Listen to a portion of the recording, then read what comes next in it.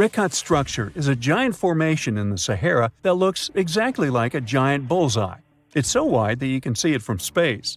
Even the CIA got interested in it. In 1965, they planned a flyover looking for geomagnetic anomalies. The findings are still classified. Perhaps the theories are true, and this place is truly the lost city of Atlantis. Now, Atlantis supposedly sank beneath the waves, but recent discoveries are pointing us in a different direction. This is an ancient story that goes far back in time, and Plato was the first to mention it.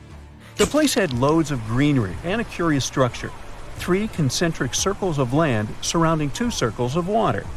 2 key quotes from Plato's writing suggest that Atlantis might not have been a typical island in the middle of the ocean. Plus, Atlantis had a major influence from Africa and Europe, challenging the idea of it being in the Atlantic. It turns out that the Eye of the Sahara and Atlantis look alike. When astronauts saw the Eye of Sahara from above, they initially suspected a meteorite impact crater, but the rings of the structure matched the layout described of Atlantis. More importantly, the Sahara wasn't always a desert. It turned from a tropical region into a desert around 11,000 years ago. Researchers found evidence of a massive river called the Tamaracet that could have sustained a community. This river flowed toward the Ricot structure, aligning with Plato's description. The Trans-Saharan Seaway ran through the Sahara 50 to 100 million years ago.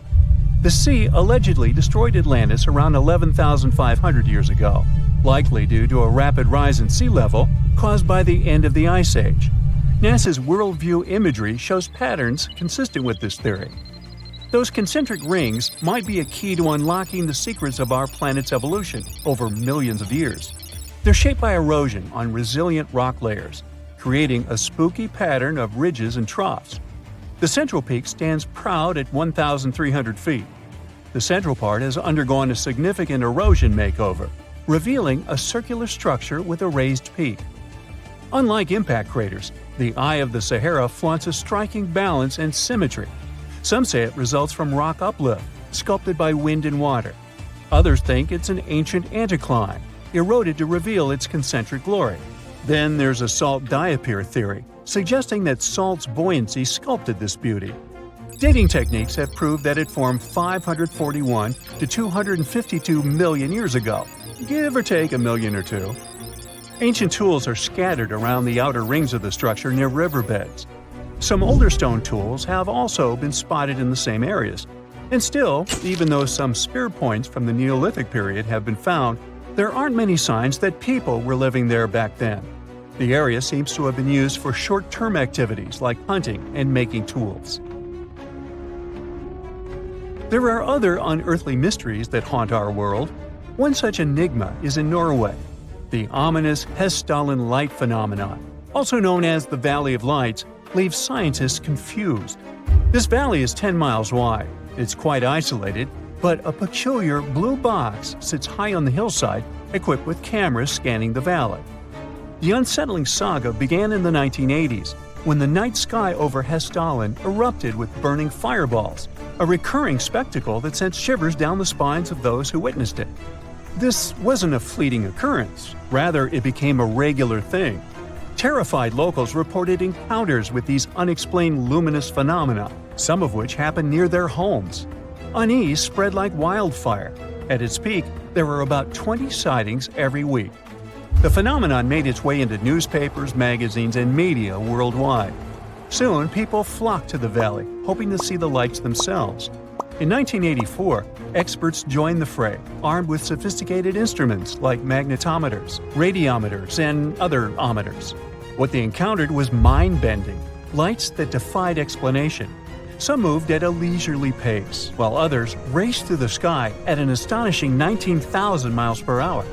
People tried to explain these lights: airplanes, distant reflections, ball lightning, satellites, planets, meteors. But the speed and how these lights danced ruled out all those theories. We're slowly approaching another mysterious place. This is the greatest subglacial lake among Antarctica's 675 known lakes.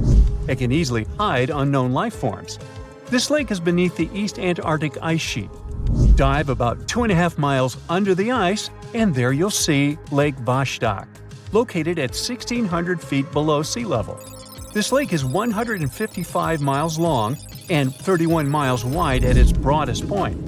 With an average depth of 1,400 feet, it's also the world's sixth largest by volume. It's like an underwater city with lofty pillars and deep basins. The secret lake was discovered in 1993, yet it had been waiting to be found down there for over 2,000 years, collecting ancient secrets. In 2012, scientists drilled through the ice, creating the longest ice core ever. They pierced the ice all the way to the lake's surface. The year 2013 brought an unexpected twist when the tranquil waters erupted during the extraction of an ice core, mixing with drilling fluids. Then they got a pristine water sample in 2015. Some believe there might be previously unknown life forms down there, since it's a fossil water reserve that's been untouched for millions of years. That could be a lot like those speculated ice-covered oceans on moons like Europa and Enceladus. It all started with a theory in the 19th century, suggesting fresh water lurking under Antarctic ice sheets. Then, in 1955, seismic soundings hinted at a subglacial lake, and by the 90s, satellite data confirmed Lake Vostok's existence. Now, Lake Vostok isn't alone. In 2005, they found an island in the middle of the lake. Then, two smaller lakes joined the party. They suspect that a secret network of subglacial rivers might link these lakes. Now, very far away from Antarctica, in Venezuela, Catatumbo lightning presents a sinister light show at the junction of the Catatumbo River and Lake Maracaibo. This unsettling lightning phenomenon happens at about 140 to 160 nights a year, going on for 10 hours a day, and can flash up to 280 times in a single hour. The frequency of this lightning show changes with the seasons and from year to year. There was a break between January to March in 2010, causing a bit of worry that it might vanish forever. As the sun sets, winds from the east start picking up speed. The strong wind is called a nocturnal low-level jet, like what you see in the Great Plains of North America. These winds bring moisture, mostly from the Caribbean and the lake itself. This humid air hits high mountain ridges, causing thunderstorms to form over the mountains. Thanks to the ongoing wind situation, more thunderstorms appear as the night goes on. This pattern repeats itself, and is why this area has the highest annual lightning rate globally. The next place scientists cannot explain is in China. That is the Longyu Caves. They have lofty slanted roofs and sturdy pillars. The spot remained hidden for centuries. These human-made caverns, built around 2,000 years ago, decided to reveal themselves only in the 90s. Local farmers drained some ponds and unveiled 5 massive caverns. Further digging exposed an additional 19 smaller caves. They range from 60 to 110 feet in width and 26 to 50 feet in height. Archaeologists found historical relics from the reign of Emperor Zhuan of Han, dating back to over 2,000 years ago. Now, how did these caves survive for more than 2 millennia without falling apart? No ancient records explain the way they were crafted either. The walls show chisel marks, hinting at some layer-by-layer chiseling action, but the exact construction process is still a head-scratcher. If you're a fan of Dr. Pimple Popper, you're probably freaking out right now, itching to squeeze out every little blackhead from those lip contours. But this is actually a hill formation that you can find in Garb, Sudan. Knowing that perhaps makes it all the more creepy because it looks like the crack in the middle is swallowing up everything around it. This black hole scenario brings to mind our next stop, Vostok Island. This eerie spot is a 59-acre coral atoll situated in the southwestern Pacific Ocean, about 400 miles northwest of Tahiti. If you check it out on Google Earth today, it looks like it's been totally blacked out, sparking all sorts of wild theories. People keep saying that this place is some top-secret base, or even a fictional island straight out of Lost. But what we see here is actually just a dense, dark green forest made up of Pisonia trees. Since nobody lives there and hardly anyone ever visits, the island is pretty much untouched by humans. This massive star, or mandala, is situated just outside Beatty, Nevada. It has got the internet all puzzled, with people trying to figure out if it's evidence of some kind of extraterrestrial activity.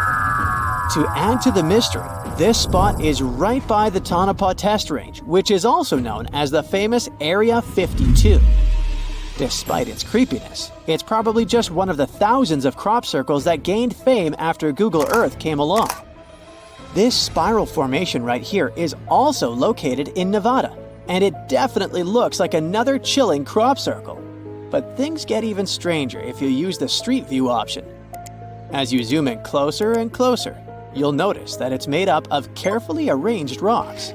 This labyrinth, so to speak, is part of an open-air museum situated in the ghost town of Rhyolite.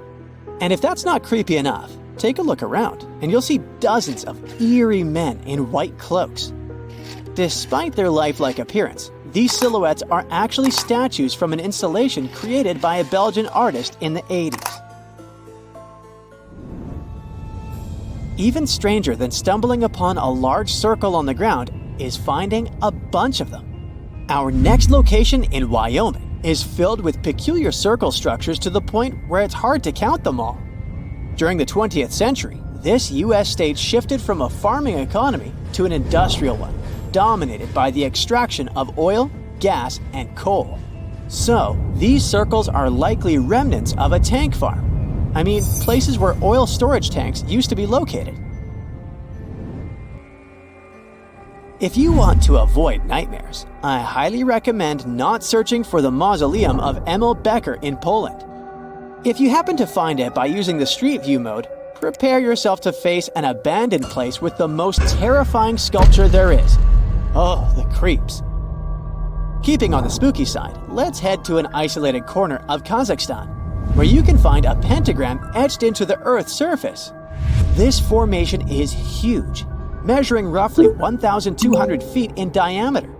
Before you jump to conclusions about this formation being related to some kind of underworld deity worship, it's worth noting that the pentagram actually turns out to be the outline of a park designed in the shape of a star. The star shape is marked by roadways, which are now lined with trees, making the star shape even more distinct in aerial photos. You can spot this peculiar symbol from quite a distance. At first glance, it might even resemble an otherworldly alphabet, as if a highly intelligent civilization is trying to send us an alert message. But this mystery is already solved. We are in De Hoge Veluwe, a Dutch national park located in the province of Gelderland. And these lines are actually part of the park's logo. Search for these coordinates to find what looks like a land formation straight out of an extraterrestrial landscape, or perhaps a set from Avatar. This place, located in Inner Mongolia, China, is believed to be a granite mine. But it's a bit of a mystery why it has such a striking blue tone on Google Earth. If you check it out on Microsoft Bing Maps, for example, the same location appears in a much more natural tone. In the Australian outback lies a massive geoglyph known as the Maori Man. Discovered in the late 90s, it appears to represent an indigenous Australian man hunting with a boomerang or stick. The figure stretches for more than 2 miles in length and about 1.6 miles wide. It has deep furrows carved into the ground, which adds to the complexity of its formation and origin. Despite efforts to uncover its purpose, its origin is still a mystery. This is Desert Breath, located in the Sahara. Like many things you have seen in this video, this formation also sparks speculation about it being created by extraterrestrial beings. But a quick Google search clears up that mystery. It turns out this is an art installation created by a group of 3 Greek artists back in 1997. They went all out, moving around a whopping 280,000 square feet of sand and even creating a large pool in the middle of it. Egypt still holds many mysteries, and you can explore them yourself with Google Earth. That's how some people stumbled upon this striking triangular-shaped plateau and immediately jumped to the conclusion that they discovered a hidden pyramid. However, experts quickly dashed their hopes. They believe there's no plausible explanation for a pyramid to exist in this area, located 8 miles west of the Nile Valley edge in Upper Egypt. This discovery is likely nothing more than a hill that has suffered the effects of erosion, combined with a heavy dose of wishful thinking. In some cases, nature itself is responsible for creating frightening sculptures, like the Badlands Guardian in Alberta, Canada. If you look at it from above, you'll notice not one, but two human heads emerging from the landscape. These gigantic beings were sculpted by rainwater erosion on layers of clay-rich soil. Ironically, additional human-made structures give the impression that this one is wearing wired headphones. It seems that deserts are a prime spot for discovering strange images on Google Earth. So our next stop is China. In the Gobi Desert, you'll come across zigzagging white lines that look kind of random. The first challenge for armchair experts was figuring out what these structures were made of, as it's hard to tell if they're painted on or dug into the landscape. There's still a lot of speculation about it on the internet, but the most plausible explanation is that this structure is used for calibrating satellites. This way, satellite cameras can focus on these large grids to orient themselves in space. Check out this intact plane that seems to have sunk beneath the ocean off the coast of Crooked Island, Bahamas. Some viral videos claim it's a crashed plane belonging to the infamous Pablo Escobar. The truth is that something lying on the bottom of the ocean can't be that visible, so it's more likely that it's a plane that was actually flying when Google captured these images. However, there is a strong belief that Pablo Escobar did have a plane that crashed nearby, but it was in another part of the Bahamas known as Norman's Cay. You can still spot it in shallow turquoise waters. Just search for Norman's Cay sunken plane, and there it is. If you're convinced that extraterrestrials are already among us, then go ahead and type in these coordinates on Google Earth. Explore the area using Street View, and wow, what is it? Of course, we're not talking about visitors from other planets, but this shadow of a gigantic creature still gives me the creeps. Turns out, it's just a person lugging around one of those 360-degree Street View cameras tucked away in a trekker backpack. So hey, if you take a good look around Google Earth, you might stumble upon more of these elongated necked beings walking around the globe. Welcome to the spooktacular tale of the John Lawson House in New Hamburg, just 80 miles north of New York City. This 150-year-old home is known for its creepy mannequins that used to magically change outfits and poses on the front porch. Some say these mannequins were haunted by spirits from tragic events that happened nearby in the 19th century. Back in the day, the Lawson family built this historic home in a bustling Riverport village. Tragedy struck when a train accident and a destructive fire occurred near the house in the 1870s, causing chaos and taking many lives. The mysterious mannequins appeared without explanation, dressed in old-timey clothes and accessories. The homeowner was unknown when that creepy stuff was first noticed. Sometimes, mannequins would hold something in their hands, like books. Also, it seemed like those spine-chilling figures didn't fancy bad weather. They would vanish during storms and even face the site of the lethal train accident. But suddenly, in 2016, the mannequins vanished without a trace, leaving behind a mystery that still haunts the John Lawson house to this day. Will they ever return? Only time will tell. Venice, the one in Italy, not a neighborhood in California, may be considered the city of love and all, but Poveglia Island has a fishy reputation.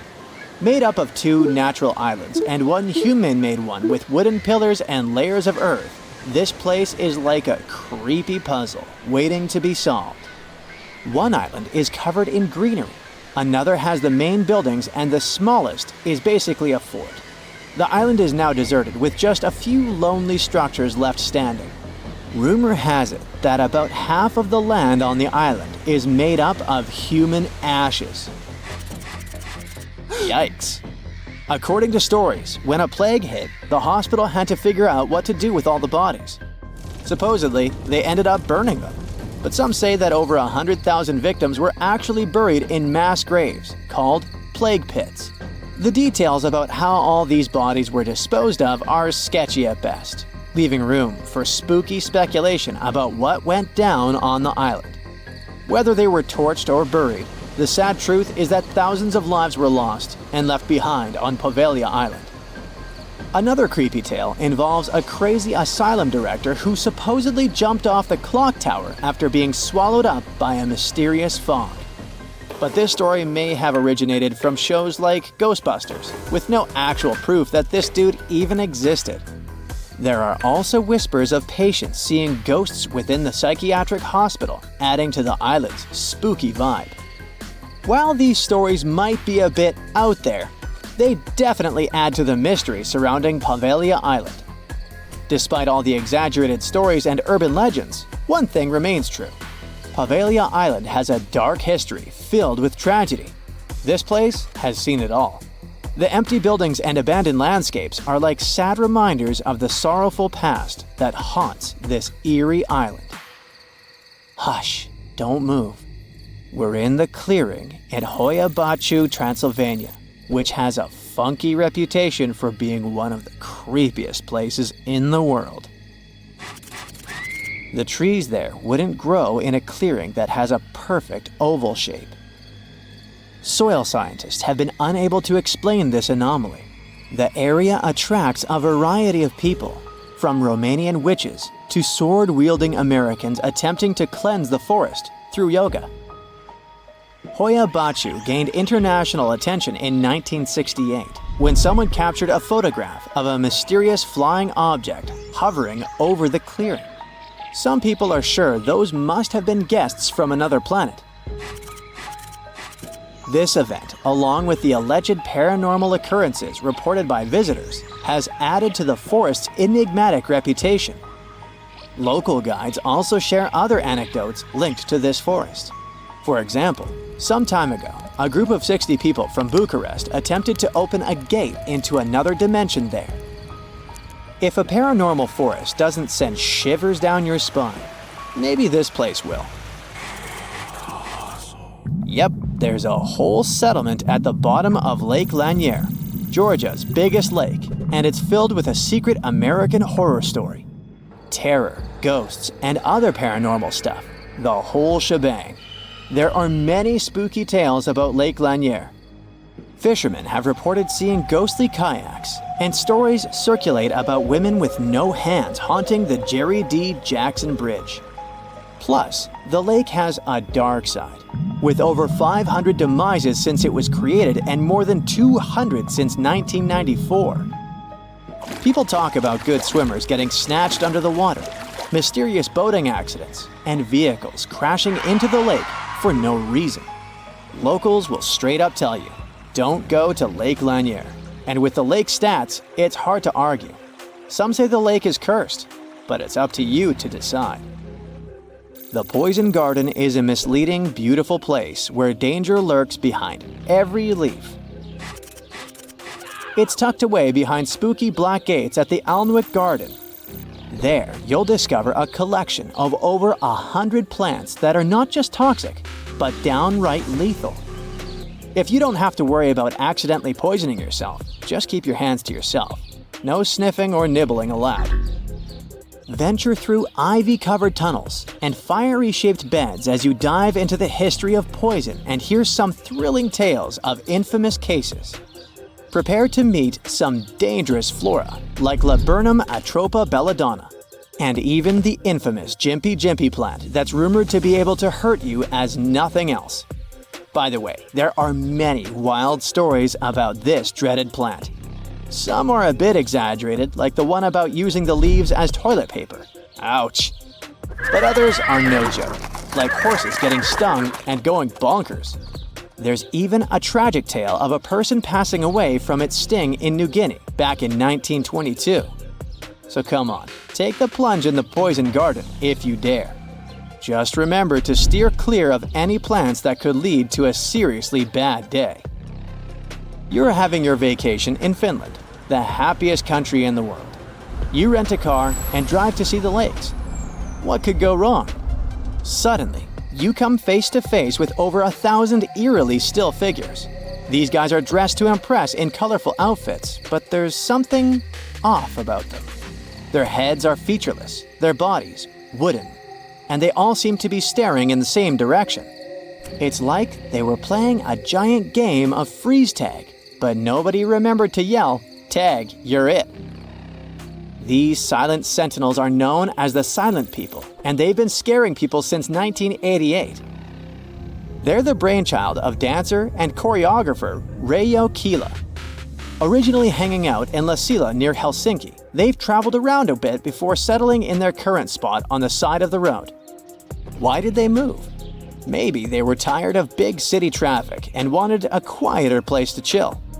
No one really knows what these peat-headed, straw-haired guys are all about. Some folks find them creepy, like they're watching your every move. Others think they're kinda sad, like a group of friends waiting for a bus that never comes. But hey, that's art for you. Open to interpretation and open to jokes about scarecrows having better fashion sense than most humans. Bonus here, there's a cafe with traditional Finnish crepes, so you may get scared there, but not hungry. In Australia's far north, there's a spooky granite mountain known as the Bermuda Triangle. Black Mountain, also known as Kalkajaka by the indigenous owners, has been the backdrop for some seriously strange disappearances dating back to 1800s. It's pretty close to Cooktown, so it has some legendary tales attached to it. They say Black Mountain was once a fierce battlefield for opposing ancestral clans. The whole place is littered with massive granite boulders stacked in a chaotic manner, where explorers, horses, and cattle seemingly vanished into thin air. For many years, people were scared by the bad reputation of this place until recent research shed some light on the dark mystery of Black Mountain, leaving no room for further speculation. Turns out, the reason for the disappearances may not be as supernatural as we thought. Lack of swimming skills, crocodiles, or just some good old-fashioned tomfoolery could have been the real culprits. Octopuses have 3 hearts. 2 of them pump blood to the gills, while the bigger heart circulates blood to the rest of their body. They also have 9 brains. There's the large central one, but also each of their 8 arms has a mini brain of its own, which is why they can act independently. Since each arm has its own brain, the central brain only needs to send a higher level signal to the arm. Things like, move to that nearby crevice, there might be a crab hiding inside. In the case of humans, the brain would guide and take control of each movement of our legs and arms. And with an octopus, arms act almost independently on their way to the crevice. It also tastes and feels with the suction cups on it. Since their arms are so independent, an octopus doesn't actually know where they are unless it sees them. The human body has an ability called proprioception. Thanks to it, we know where our arm is, even if we hold it, let's say, behind our back. 1816 is known as the year when summer didn't come. In April 1815, there was a massive explosion on Mount Tambora in Indonesia. It sent enormous clouds of volcanic ash up into the atmosphere. The majority of the northern hemisphere got covered with a shroud of dust and dirt and kind of refused to settle. In June of the following year, the cold winter didn't just come to an end. Frost damaged crops, and snow and rain persisted during the whole summer. In Iceland, you'll find some of the most breathtaking sceneries on our planet. Jagged mountains, fjords, hot geysers, ice fields carved into the landscape. Stunning yet intriguingly black sand beaches, such as Reynisfjara Beach. Most of the sand on beaches is generally formed from rocks that have broken down because of weather changes and erosion through thousands or even millions of years. And on Reynisfjara, the sand is a striking black color, and that's because of volcanic activity. Lava came out of an erupting volcano, got to the surface, cooled, and then hardened in the Atlantic Ocean, creating such a fascinating black hue. This beach is so magically stunning, but it's also very dangerous because of its sneakier waves. That's when a few smaller waves join together into a single, really big one. This phenomenon can happen when ocean currents force waves together, or in the case of Reynisfjara, when such waves come from an offshore underground cliff and get an even stronger pulling effect. Considering the ocean's low temperatures too, it's definitely better to just take pictures from a safe spot. Some trees talk to each other, not the way we do of course, but for example, acacia trees that grow over the African savanna can warn each other if there's something dangerous coming. When some animals, such as antelopes, gobble up its leaves, the tree immediately starts producing more tannin, which is toxic to animals. They also emit a special type of gas that travels through the air and warns other trees they should protect themselves too. You're stargazing, such a chill night, and then a flash of bright light streaks through the night sky. A shooting star, so cool. But what we see is not actually a star, although we call it that way. They're meteors, which are basically small chunks of dust and rock moving through space. As they're passing through our atmosphere, they cause something called friction when one thing rubs against another, and that's why they glow. Also, the friction causes heat. Dust and rocks get extremely hot as they fly through the atmosphere, and the heat makes them glow until the moment they burn out and turn into what we call the shooting star. Sunsets in deserts are extremely beautiful because of the spectacular colors they produce a bit more than elsewhere. Sunlight consists of various shades of the color spectrum. When the sun is high in the sky, these colors mix together and our eyes see them as white. But as the sun gets lower, its rays have to go through a thicker layer of atmosphere before they get to us. The atmosphere then scatters shorter wavelengths of light, like blue and purple, before we can even see them. That's why the longer orange and red wavelengths stand out. In urban environments, air pollution can make sunset colors duller than everywhere. The clean air in deserts allow the vivid colors coming from the sun to shine through at twilight. Also, the moisture, water vapor, and rain-engorged clouds can mute the sunset's hues. Since there's no rain, clouds are thin and wispy, so they filter and reflect sunlight instead of blocking it. Bamboo grows really fast. It's actually the fastest-growing plant on Earth, sometimes growing about 3 feet in just one day. You can find it in dense forests, where only a little light gets to the ground, which means bamboo is under strong pressure to reach the sunlight as quickly as it can. There's an underground stem that connects bamboo shoots to their parent plant, so the shoot doesn't really need leaves of its own until it gets to its full height. Also, bamboo grows faster than other plants because it doesn't waste its time and energy on growing rings that thicken the stalk. It's just a thin, hollow stick that grows straight up. You'll notice some of the big trees have shallow root systems, sometimes even 10 inches deep in the ground. The roots generally need access to oxygen and water, and they can mostly find it in special underground pockets called soil pores. When a tree has ideal moisture and soil conditions, it can send roots deeper down under the surface and get what it needs. But most of the time, conditions are not perfect, considering bedrock, stones, and compact soil that physically prevents the roots from going down. Such obstacles also prevent the roots from getting the needed oxygen. So, when life gets tough, the tree will take an easier option. Its roots will stay close to the surface and spread out in different directions. Drought conditions are another reason trees can have shallow root systems. By staying closer to the surface, they can take most of the rainfall collection. Plants are exposed to the sunlight most of the time, but they still don't get sunburned. They appeared on land about 700 million years ago, and one of the key things they needed to survive was something that would protect them against the ultraviolet rays coming from the sun. Those in the sea had seawater as protection. UV radiation is mostly responsible for sunburn, so land plants developed a special protein that detects it. This protein sends signals to the cells to protect the plant from the damage and effects of UV radiation.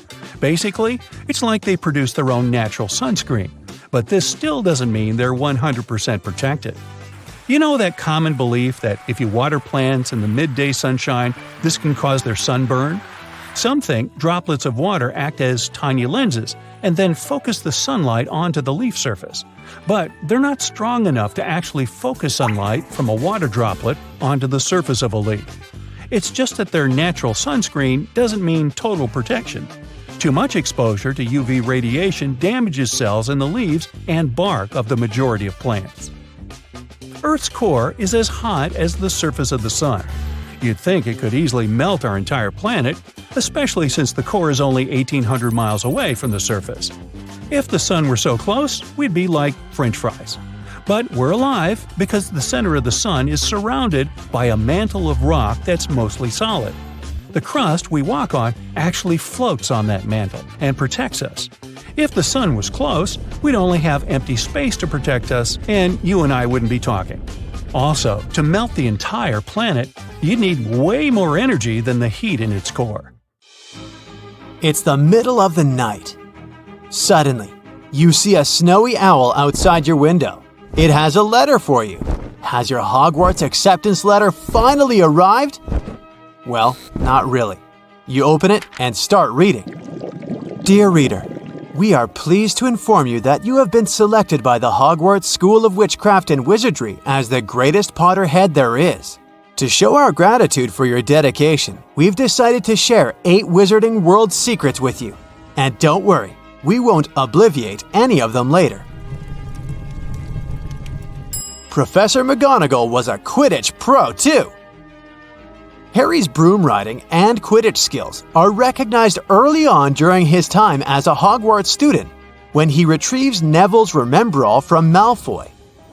Despite going against Madame Hooch's instructions in doing that, his rebellious yet heroic act helps Professor McGonagall spot his talent.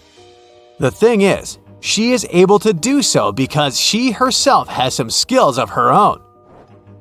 Chris Columbus, the director of the first 2 movies, placed an Easter egg about it in the movie that was very easy to miss. When Harry starts feeling anxious and starts doubting his skills, Hermione reminds her that he needn't worry because it's in her blood as she shows him his father's award in the Hogwarts trophy display.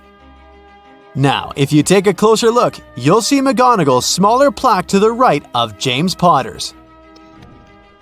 Newt Scamander visited Hogwarts when Harry was a student there. Back in 2016, Fantastic Beasts and Where to Find Them introduced us to one of the nicest and loveliest wizards, Newt Scamander. But did you know that this was not really his first appearance in the Wizarding World movies? In the 3rd movie, Fred and George Weasley gift Harry with one magical GPS, aka the Marauder's Map, that shows where every witch and wizard within Hogwarts limits is located. As they show him how to use the map, Newt Scamander's name can actually be seen walking the halls of the school. If you take a closer look at the map, you can see his name in the center right area. That means he was at Hogwarts when the Prisoner of Azkaban events were taking place. Another Marauder's Map Easter egg for you. The map is actually misspelled in the movie. We see the cover of the map for the first time when Fred and George hand it to Harry. And the nicknames of all its creators are written on it: Moony, Wormtail, Padfoot, and Prongs. But careful viewers might have caught one big mistake there. The name Moony in the book is spelled like this, whereas in the movie there is an extra E here. However, apparently that's done by the filmmakers on purpose. They wanted to pay a tribute to the movie's visual effects supervisor, Carl Mooney, as well as have some fun.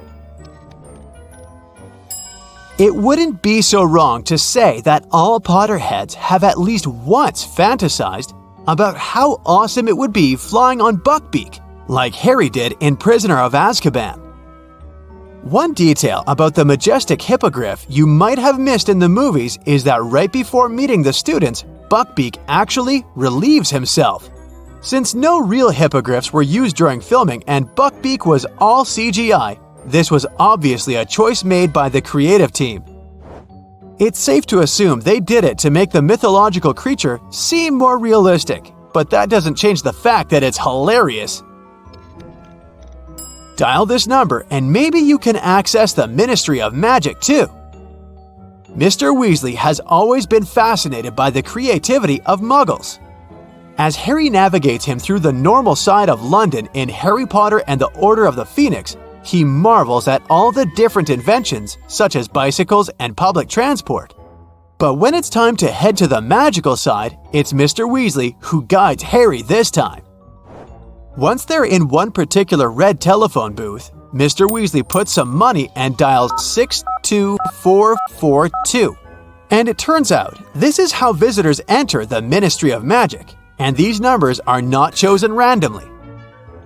They actually spell out the word magic on a telephone's number pad. With Fantastic Beasts, we were introduced to new, fascinating, and adorable Wizarding World creatures. And one thing's for sure, Newt Scamander treats each and every one of them with love and respect. Unlike the dragon handlers in Harry Potter and the Goblet of Fire. However, the director Mike Newell left a little message to assure the fans that all the magical creatures were actually treated right. If you wait until the end of the credits, you'll see it. No dragons were harmed in the making of this movie. There are plenty of number 7 references throughout the movies. In the series, it's established that the number 7 is a magical number that holds great power. And one of the biggest uses of it is Voldemort's 7 Horcruxes.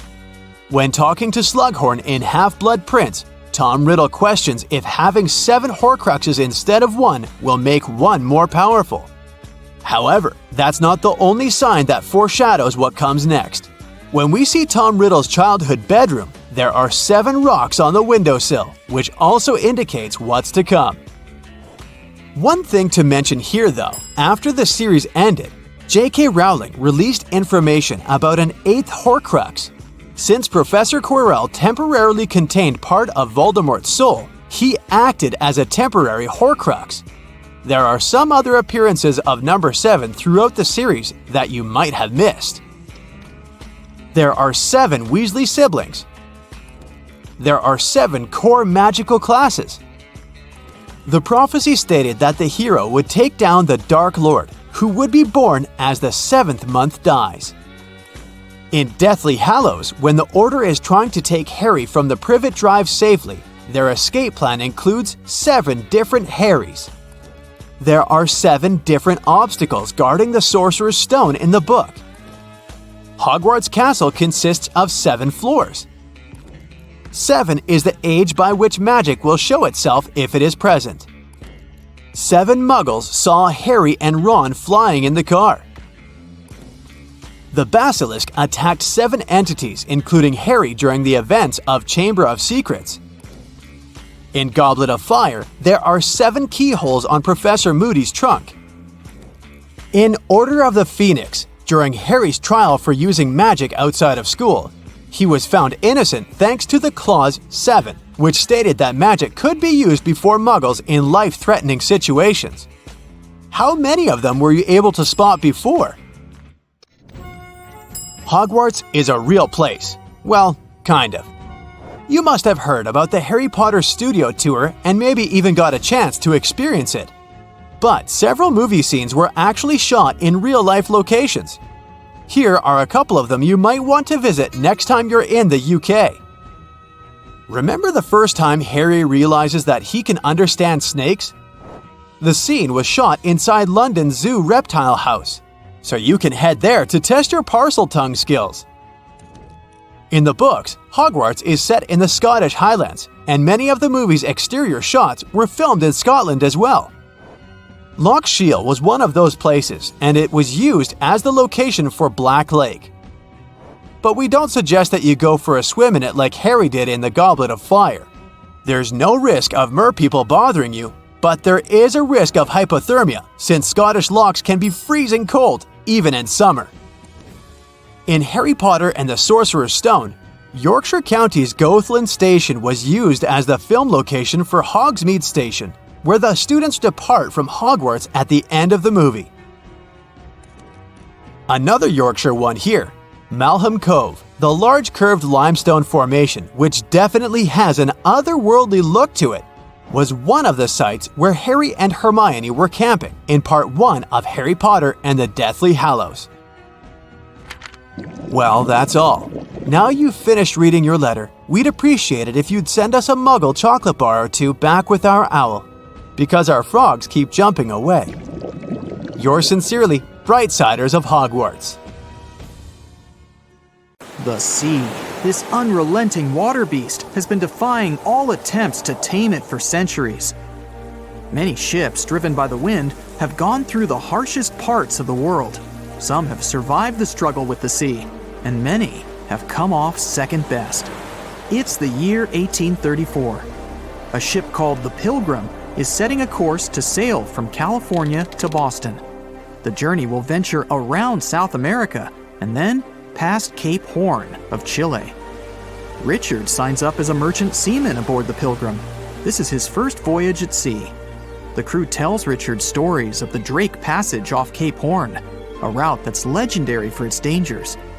Countless ships and sailors have disappeared in those waters.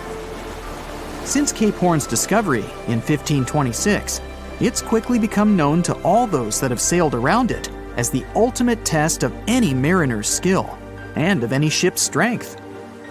Those that have survived the journey call Cape Horn a sailor's nightmare. Jack the helmsman, a salty veteran, steers the ship towards this most dangerous of all routes. Jack has been aboard the Pilgrim since it was first commissioned in 1825. He's passed by the Horn many times, each time learning a different lesson from the tests provided by the sea. The Pilgrim has been refitted since its past voyage a year ago. Richard values Jack's experience, given that it's his first journey at sea. Jack assures Richard of his confidence in the Pilgrim, even though it's just a small wooden brig with 2 masts. Jack's aware that wooden vessels are gradually becoming outdated, replaced by new steam-powered ships. But Jack prefers the maneuverability of the Pilgrim and would take it over the steel ships any day. Richard is excited to be aboard. There's so much to explore in life as a merchant seaman, but the guy struggles to acquire his sea legs on the boat. Forceful winds make the Pilgrim move faster, providing Richard with a quick introduction to life at sea. At the same time, nothing can prepare him for what is to be experienced at Cape Horn. It's the southernmost point of land before Antarctica. The gap between the icy continent and Cape Horn holds the infamous Drake Passage. Approximately 700 miles between Cape Horn and the Antarctic Peninsula. Strong winds provide an uninterrupted, steadfast journey toward the Horn. But, as Jack tells Richard, the winds are more concentrated at the Drake Passage. They create a funneling effect, becoming stronger and more unpredictable. Richard is unsure of what this might mean for the Pilgrim, but understands that there's no easier route to travel around South America. A few days pass. The Pilgrim sails by the many islands that make up the western coast of Chile. Although the sea has been relatively calm, Richard continues to deal with his lack of sea legs. His movements are still not very graceful. The constant, ever-swaying deck rises and falls, and Richard finds it hard to get used to the motion. Random large waves hit the Pilgrim from every angle. The ship is quickly approaching Cape Horn. Richard looks towards great thunderous black clouds in the distance. "Welcome to the Horn," Jack says, half laughing. A wry smile upon his face soon disappears. The man gets serious, knowing what awaits them all.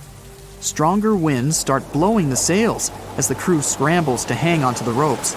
Richard desperately sets to adjust the aft sails, adjusting for the constant change in strong southerly winds. Jack holds firm at the helm, knowing the importance of his role. He's wary of the swell. It can build very quickly the further south they travel. It's crucial the Pilgrim doesn't venture too close to the Horn when they approach. The great darkness that was in the distance is now all around them, filling the sky in every direction. Blackened clouds throw rain and hail down at the crew as they try to resist the enraged weather. Jack is directed by the captain at the helm, changing the direction of the vessel. The temperature has dropped significantly. Barely keeping the water from his eyes, he turns toward the port side bow to provide his face a brief break from the torment of the wind. Looking out into the distance, the man sees the Horn standing alone, surrounded by mist. It's a haunting sight. He steers the Pilgrim along the face of the Horn, the distance getting shorter. The waves shrink in height since the depths become shallower. But these waves are much steeper, and their angle can cause more damage to the wooden vessel. Jack's unsure how much of these waves the Pilgrim can take before the hull is breached. Richard, still posted at the aft sails, watches the water and icebergs floating by. He's unsure how large they actually are, since they're mostly hidden underwater. But he knows to alert Jack if any get too close. Just one iceberg hitting the Pilgrim will be all that the hull can withstand. Dutifully, he watches over the side and into the distance. Icebergs aren't the only thing to look out for. Rogue waves are common in these seas as well. The connecting Antarctic and Pacific Oceans, mixed with stormy weather, form waves together. This creates much larger rogue waves. Such waves have been known to reach up to 100 feet tall. They can destroy most vessels in their path. It'll surely be the end of the Pilgrim if it comes across a rogue wave.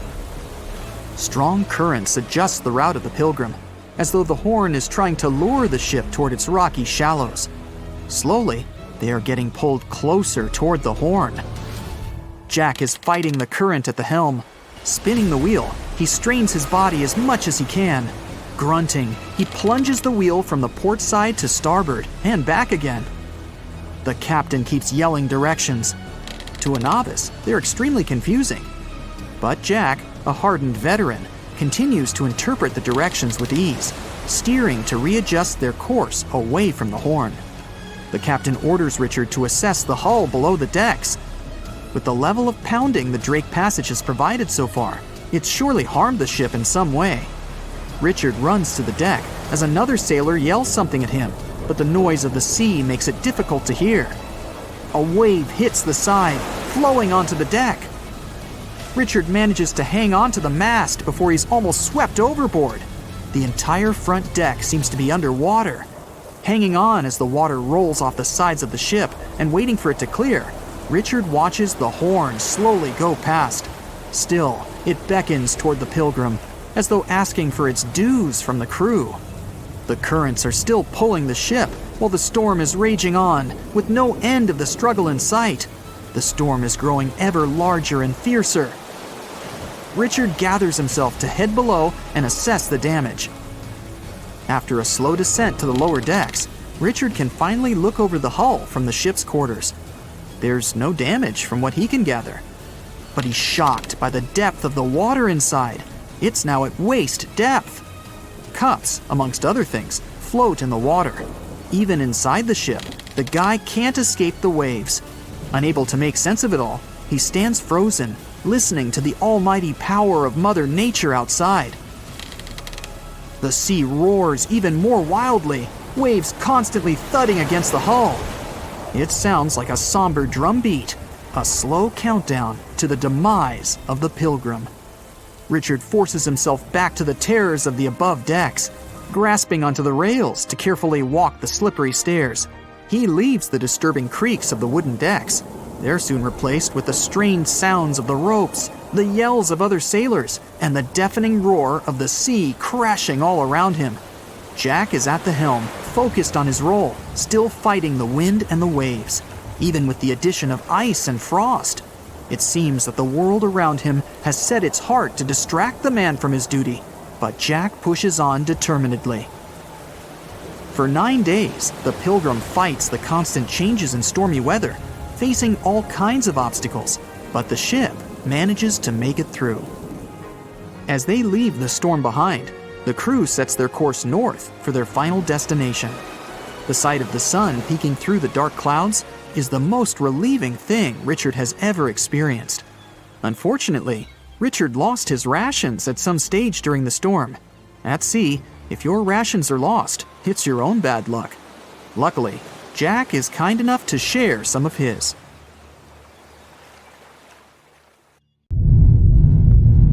Wow, talk about noisy! Toadfish have a unique ability. They can create a very strong sound. The human ear usually can't hear it, especially if only one fish is making the sound. But if many fish are making the sound at the same time, well, it's going to be hard to forget, and you may not be able to stop hearing it. Toadfish are a common part of the fauna off the coast of Sausalito in California, and every year thousands of them gather in the shoals to party and scream. Together, they create a collective sound that can be easily heard by those in the houses near the shore. The noise, which can be described as a low hum, can even penetrate into the city center. Some people get bothered by this constant humming. This is a unique natural phenomenon, but there's a catch. At some point, the fish swim away from the shore, but the sound remains. Also, scientists have proven that this fish-made noise can't spread through the city, and many residents of the coastal areas don't hear it. But still, some people continue to hear this strange hum. In a similar case, imagine that you've moved to a small village in Scotland. You rent a house, have dinner, and go to bed. As you're settling into sleep, a strange hum permeates your room. It sounds like someone started their truck somewhere in the distance. The sound is similar to the sound of a low, loud bass that comes from a speaker. The hum keeps you awake. You get migraines and even feel nauseous. In the morning, you find out that some other locals also hear this terrible buzzing. They tell you about a huge factory located nearby. Machines, engines, steam boilers, big air vents, and generators emit a loud, heavy hum that passes through the air. Sound waves spread throughout the village and annoy people with a sharp sense of hearing. You've been hearing this sound for several days and suffering from insomnia. Then, one day, the factory goes bankrupt. All the workers leave their positions and turn off all the engines and fans. Great, you'll finally sleep in peace. But you know what? The sound doesn't disappear. It follows you wherever you are. And it's not about the factory or the fish or the truck engine. Imagine that you're walking down the streets of a small English town. There are a lot of planes flying right above you. The hum they make follows you. Even in bed you can hear it. You wonder if there's an airport nearby. You ask the locals and find out there's not even a runway here. But where does the sound come from? You raise your head to look up and see a clear sky. There are no planes, but there's noise. And you're not the only one who hears it. Some locals are sure that the hum comes from high-speed traffic on the highway. Thousands of cars drive in two directions and leave massive sound waves behind. But at night, there are no cars there, and the sound remains. Maybe you're going mad. People's stories about the hum save you from this madness, and it's not just the residents of this town that know about it. About 4% of people on the planet hear the hum. Strangers tell each other about the hum that prevents them from sleeping and concentrating on something. The sound follows them everywhere and doesn't stop. Some people hear it in certain places, so they move to other cities. Maybe you're hearing it right now and not paying attention. But be careful. If you recognize it once, you won't be able to stop hearing it. There's a website and a forum on the internet dedicated to the hum. People from all over the world put geolocations in places where they heard this mysterious phenomenon. You can find thousands of these coordinates on the site and even add your own. People describe different levels of noise and share their sources. Some theories say that the hum is the sound of our planet coming from the core. Someone else is sure that it comes from the atmosphere. Scientists have even been consulted, but they also don't know the reason for this phenomenon. People use high-frequency microphones and amplifiers to record the hum. Almost everywhere, they detect a low-frequency vibration that is practically impossible for the human ear to catch. It mixes with the sound of cars, printers in the office, and subway trains. Sometimes people stop hearing it, but the hum increases when they lie in bed. Many records about the hum say that people hear it in industrial cities. Sometimes these sound seekers manage to find the source. They ended up being factories with running generators where the sound was getting into the ventilation system and where the fans spread it outside the building. When the generator stopped working, the sound disappeared. But these are rare cases. More often, no one can find the source of hum. One of the most famous places where you can catch it is in the city of Taos in New Mexico. About 2% of locals hear a strange buzzing every day. Some tourists experience it too.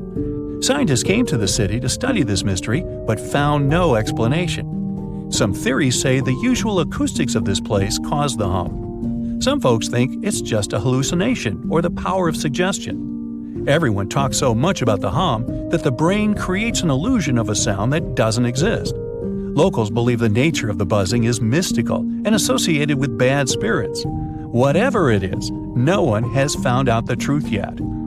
The hum that people hear all over the world may be the result of seismic activity in the tectonic plates under the ocean waters. Huge chunks of the Earth's crust are slowly moving and colliding with each other. This creates a noise that reaches us in the form of a hum. But why do only a few people hear it? Perhaps about 4% of the world's population has a unique sense of hearing. In any case, scientists haven't been able to confirm the tectonic plate theory either. Some researchers point to submarines as the reason. They use low-frequency radio signals to communicate around the world. These signals spread over the surface and can affect the human body. When the ear catches these sound waves, it reacts and causes vibrations similar to humming. This happens because low-frequency sound energy collides with the soft tissues of the skull and stimulates the auditory nerve. In fact, it's not even a sound. It's a hallucination that is created by your brain. But still, no one can confirm this theory either. Perhaps thunderstorms can create the hum phenomenon. About 8 million lightning strikes hit the Earth every day. Some impact creates a powerful electromagnetic charge. Lightning penetrates the air and makes it resonate between the Earth's surface and the ionosphere. Yeah, it sounds complicated, but the principle is simple. Imagine that you're blowing onto the neck of a bottle. Hear this low hum? Lightning works similarly with air. And that's just one hit. Imagine millions of these strikes.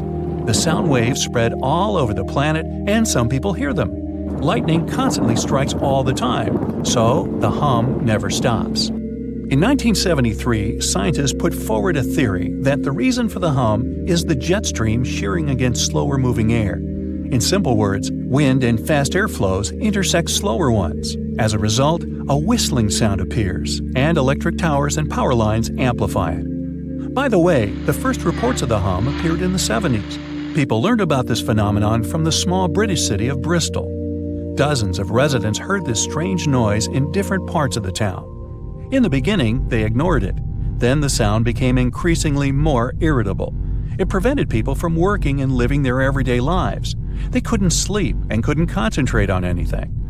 There was a warehouse with industrial fans in a neighboring town. The locals were sure that this was the reason for the hum. The warehouse stopped working a few years later, but the sound remained. You may even be able to hear it right now if you visit the city. There are many theories about the hum, but you can reduce almost half of them thanks to one factor. Tectonic plates, seismic activity, lightning strikes, the Earth's crust, and resonating air are logical explanations. But look at all the records about the noise. People hadn't mentioned this until the 70s. If this phenomenon had appeared earlier, many newspapers would have written about it. Apparently, the hum is not a mystery of nature. Perhaps this is a consequence of all of our technological achievements. Factories, power lines, airplanes, cars, ships, trains, microwaves, and generators create an imperceptible background noise that most people ignore. We're so used to all these noises that we have forgotten what silence is.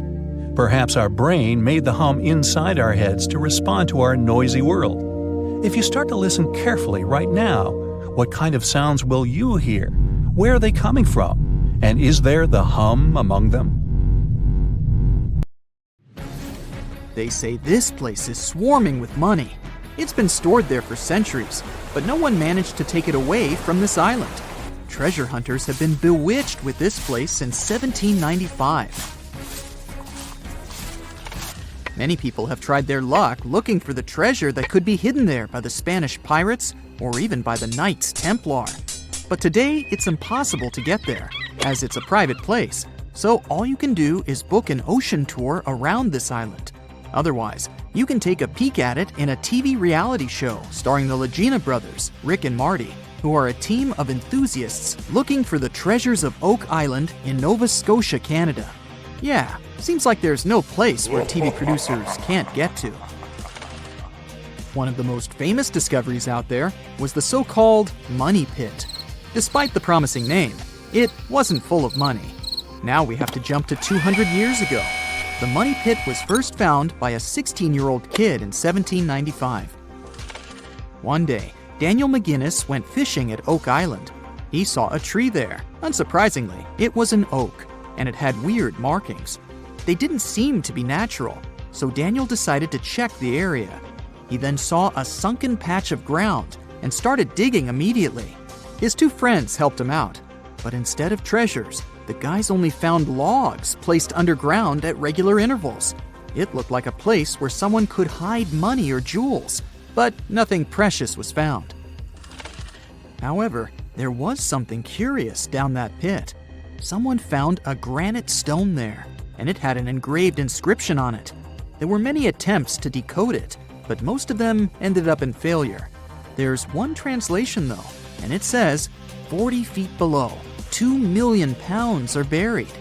Yeah, McGinnis and his friends should have dug harder. The next fun thing about the money pit is the coconut fiber found down there. They say that large amounts of this fiber were found at a depth of 60 feet. It may not surprise you, but I have to remind you of one thing. Oak Island is in Nova Scotia, Canada. Coconut trees do not grow there. The nearest one is about 1,500 miles from Nova Scotia, which makes it obvious that someone brought this fiber purposefully. Researchers came up with an idea that coconut fiber could have been used to make ropes and lower all the treasures down the pit. Next up, we have not one, but two mysteries. In the late 1800s, the Oak Island Treasure Company was thoroughly inspecting and excavating the island. Everyone believed something enormous was hidden there. These guys managed to drill 153 feet underground. That's like 15 stop signs stacked one on top of the other.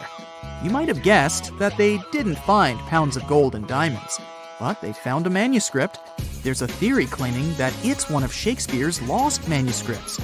Some scientists believe that it was hidden there by the writer and scientist Francis Bacon, the true author of Shakespeare's works. Yeah, rumor has it was Francis and not William who wrote all the plays and sonnets. But there's no proof it was really so. The Money Pit may be the most popular shaft on Oak Island, but it's not the only one, and it's not the first. Before the Money Pit discovery, treasure hunters were drilling at Smith's Cove. While damming there, they found a wooden piece. It was a U-shaped formation that had Roman numerals. After a more thorough inspection, the specialists realized it was supposedly dated to 1769. The Money Pit was discovered 26 years later.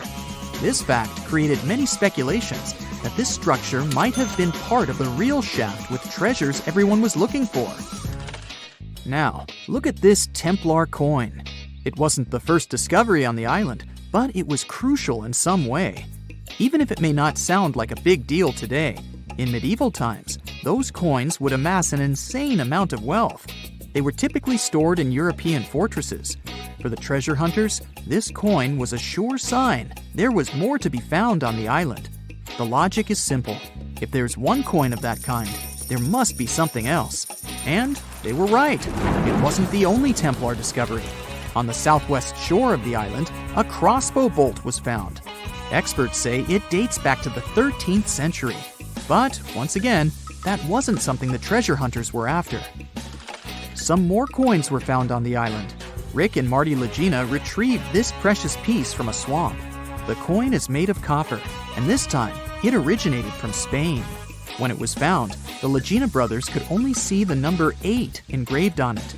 But later on, some experts studied this coin and claimed it was made sometime around the 17th century. They managed to clean it well and saw the date 1652 engraved on the back of this coin. There's a theory stating that Spanish explorers found some treasure but hid it instead of taking it to the king. So maybe this coin just dropped out of the chest full of coins and jewels and is part of the treasure everyone was after. Or someone could have accidentally lost it while looking for the treasure. Who knows? One more famous treasure hunter is Gary Drayton.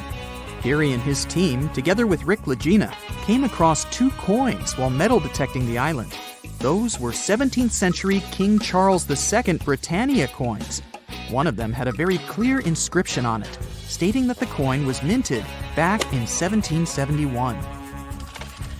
Another swamp treasure of possibly Spanish origin is also here. This time, it's a silver ring. A specialist studied it closely and reported that it had been repaired twice. The ring was once made bigger, and it was also made smaller once. It's decorated with a floral design, which was popular in Europe in the 1730s. Among all the other curious things, Rick and Marty Legina found a silver button at Isaac Point. The button's pretty old. It supposedly dates back to the middle of the 18th century, and the notorious Money Pit was discovered later. This is why it wasn't a big deal of a find. It could simply belong to some farmer peacefully raising livestock on the island. There's no official record of any chest full of gems and coins found on Oak Island, but enthusiasts did find some jewels there. First off, the team found a brooch with a magnificent red gem. They mistakenly thought it was a ruby, but a professional gemologist stated it was a garnet. The piece was made of silver, and it's pretty old. Experts believe it was made around the 15 or 1600s. Another brooch they found didn't have any gems on it, but it had an intricate design. It's a brooch with a leaf design and an ornate rope. There are 13 branches of the leaf, which instantly created more mystery to the whole treasure hunting. First off, there's a carving with a 13-branched tree on a rock on the north shore of this island. What's more, many people believe that the number 13 is important to the Knights Templar. The enthusiasts also found a brooch not far away from the place where Daniel McGinnis, the guy who found the money pit, lived. The brooch was shown to a professional gemologist, Charles Luton Brain. He had to break it to the team that there were no gems adorning this piece of jewelry. In fact, the stone that seemed to be a gem was just a piece of glass. It was processed using a special technique though, so it was leaded glass. The enthusiasts decided to study the brooch even more and found out that part of the brooch was made of gold. The specialists claim that the brooch dates back to the 14th century. Was it the treasure everyone was looking for? Puna Grasslands, Peru. A bare desert, rocky land, and one big nothing. Oh no, wait, there's Ureta. Ureta is a flowering plant that looks so unique, you might actually think it's photoshopped. That's how different it is from the rest of the desert. At first sight, it looks like some rocks covered in moss. But we're talking about a 3,000-year-old plant found in the freezing Puna grasslands of the Andes. This plant grows in packs, and they're so dense you could stand on top of a Ureta shrub, and it'd take your weight without problems. Spotted Lake, Canada. They call it the most magical spot in Canada. In winter and spring, this is just a regular lake that looks like any other. But try going there in the summer when the water starts to evaporate. It'll feel as if you've entered a different world, a polka-dotted landscape with blue, green, and yellow spots. Over the summer, there are over 300 pools there, and they look magical. Over the centuries, people believed each of them had different healing properties. Oh, and the explanation for the vibrant colors is pure science. Each of them has a high concentration of different minerals. Rio Tinto, Spain. For more than 5,000 years, the Red River has been surrounded by mines full of copper, silver, gold, and other minerals. They give the river its unique reddish color. People were mining that area for centuries until the whole industry started to fade out. The mines remained abandoned until they were rediscovered in the 18th century. The river is quite impressive, but it's also very dangerous for people because of its high acidity. The bacteria in the water create similar conditions that can be found in some other places in our solar system. For example, scientists believe there's something similar on one of Jupiter's moons, Europa. An acidic ocean is hidden underneath the moon's surface. Toyama Bay. If you're walking along the shore of Toyama Bay in Japan, you might be lucky to see mystical neon blue light. It's coming from underneath the water and lighting up the night sea. There aren't many places where you can see a phenomenon like this. It's the firefly squid that's responsible for the breathtaking show. The creature lives at a depth of more than 650 feet under the surface. But in spring, they gather near the coast. Sometimes, waves even wash them ashore. The light these animals emit is actually camouflage, which helps them to hide and protect themselves. During the day, the squids go back to the deep, but they come back to party near the shore at night. The light they produce isn't so bright you could read a book in the dark, but it's still quite impressive. Fly Geyser, Nevada, USA. Imagine you're in a space rocket. At one point, you realize you've entered the atmosphere of some unknown planet. You haven't even realized it's there. The planet's gravity starts to pull your rocket down. Soon, it crash lands on the surface. Luckily, your spacecraft is sturdy enough to stay intact. So you pull on your spacesuit and crawl outside. Right in front of you, there's something you've never seen before. Incredible nature, unbelievable colors, and a bizarre mountain-like thing. And suddenly, it spews out a column of boiling water. You shake your head. This vivid imagination of yours. You're actually in Nevada, looking at Fly Ranch Geyser. Don't get disappointed, it's still marvelous. The geyser appeared in the 1960s when a geothermal power company drilled a hole. This allowed the groundwater to escape. And the colors similar to those you can see in Yellowstone National Park? All because of algae. Speaking of Yellowstone, that's another place that looks as if it's been imported from another galaxy. On an area bigger than the states of Delaware and Rhode Island combined, there are more than 10,000 hydrothermal features, 500 geysers, and incredible waterfalls. Tsingy de Bemaraha, Madagascar. Now here's the place where you can easily imagine meeting some ancient animals. You can almost see them hiding somewhere among the pointy rocks, going up to 330 feet. Half of this national park is covered in forest, and the other half is rocky, formed by the erosion of water. The place is home to many animals, like chameleons, iguanas, frogs, and lots of different lemur species. Vatnajökull Glacier, Iceland. On your quest for the extraterrestrial wonders of our planet, don't forget to drop by Iceland. There, you'll find the biggest glacier in all of Europe. In some places, the ice can be more than 3,000 feet thick. Vatnajökull has 30 outlet glaciers ready to be explored. Those are channels of ice that once flew out of an ice cap, but remained stuck within the borders of the valley. As for famous Icelandic ice caves, they're formed when meltwater runs through a glacier, trying to get to the surface. This usually happens in the summer, when temperatures are higher and the water flow is more turbulent. When the temperatures go down, the water freezes. That's how the caves are shaped. Staffa, Scotland, UK. Staffa is an uninhabited island that looks like a place from a different planet. Once you see it, you can't shake off the feeling it hides plenty of secrets. In reality, though, it's a calm spot, almost completely taken over by seabirds and seals. Even so, no one can argue that the incredible rock columns give this place a unique and mysterious look. It's always encouraged local people to spread legends about the unusual cave. The columns themselves formed millions of years ago, mostly because of volcanic eruptions.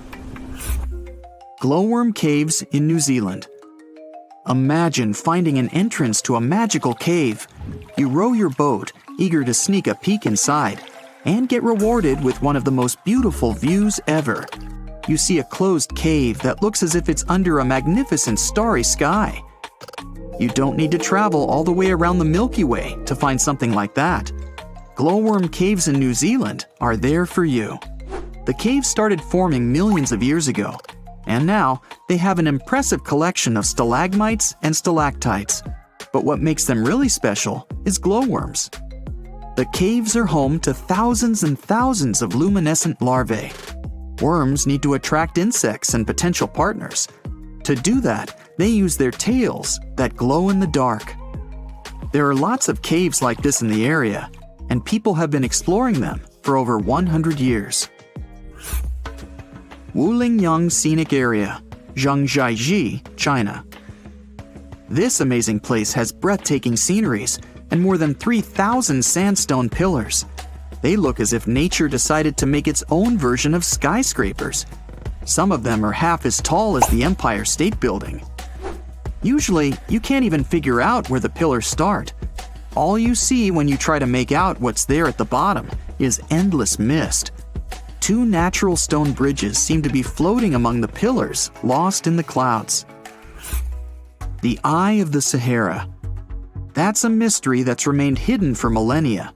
This geologic formation is difficult to spot when you're standing on the ground. That's why it wasn't discovered until people started to explore space. For some time, scientists thought it was an impact crater created by some space object hitting Earth's surface. But after doing the research, they found out the origin of the eye was entirely Earth-based. These days, geologists believe the eye's formation started over 100 million years ago, when plate tectonics were pulling apart the supercontinent Pangaea. Molten rock, which was rising toward the surface, created a massive dome made up of different layers. Later on, volcanic activity and erosion finished the eye's look. Baikal Lake, Russia. The deepest, the oldest, and one of the biggest freshwater lakes in the world is bound to have some secrets of its own. The lake is frozen from early January to May. In the summer, the water is so clear you can see up to 130 feet down. That's because melted ice from the Siberian mountains is incredibly pure. There are also no mineral salts in Baikal. Salar de Uyuni, Bolivia. It's one of the most extreme places in South America. The world's biggest salt flat stretches for over 4,000 square miles. It appeared when prehistoric lakes evaporated thousands of years ago. A thick, salty crust extends beyond the horizon. At one point, you're not even sure where the land ends and the sky begins. The Atacama Desert, Chile. The world's driest desert is all about rocky landscapes, salt lakes, dunes, and extreme temperatures. In some parts of the desert, there's been no rain for almost 500 years. With no water or nutrients from the ground, there are no plants. That's one of the reasons why you might feel as if you're on another planet, like Mars. But wait for the night to fall. An infinite sky full of stars looks like a window to the universe and its mysteries. So, we might be getting closer to finding a massive icy planet beyond Neptune's orbit. Sorry Pluto, still not you. Recently, some universe mapping using data from a telescope in Hawaii eliminated about 78% of the possible locations for this mysterious Waldo from space. Some people call it Planet 9, while others prefer Planet X. Either way, it's been causing controversy since its existence was first proposed, and that is mainly because no study so far can answer the big question: does it really exist? If discovered, Planet 9 would rank as the fifth largest planet in our solar system, with a mass 10 times that of Earth. It's also theorized to be gaseous, like Uranus. The initial study on Planet 9, dating back to 2016, suggests that this colossal new planet orbits the Sun 29 times farther out than Neptune, which sits at about 2.8 billion miles. As a result, the Planet 9 would take between 10,000 and 20,000 years to complete a single orbit around the Sun. If confirmed, this yet-to-be-understood world would dominate a region larger than any other known planet in our cosmic neighborhood. These are all intriguing hypotheses, but without a single piece of evidence or observation to back them up. Before dismissing this as a wild guess, it is important to note that these researchers relied on complex mathematical modeling and computer simulations to speculate about the planet's characteristics, because that's what they do.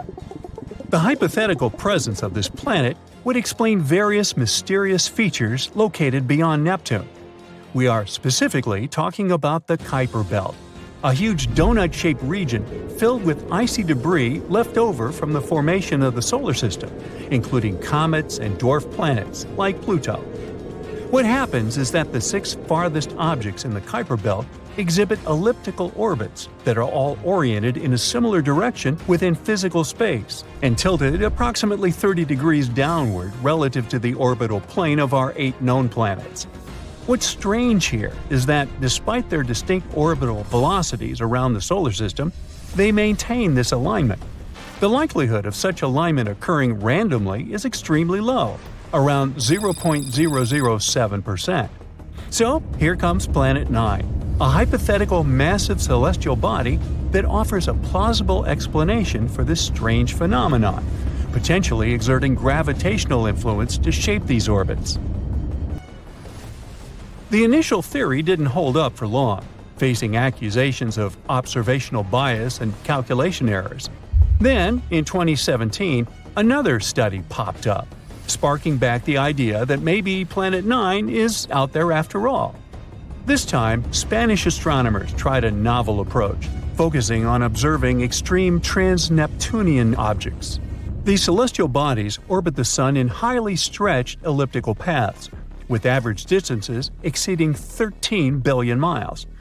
The research suggests that the distances between these objects' nodes and the Sun might provide clues to Planet 9's location.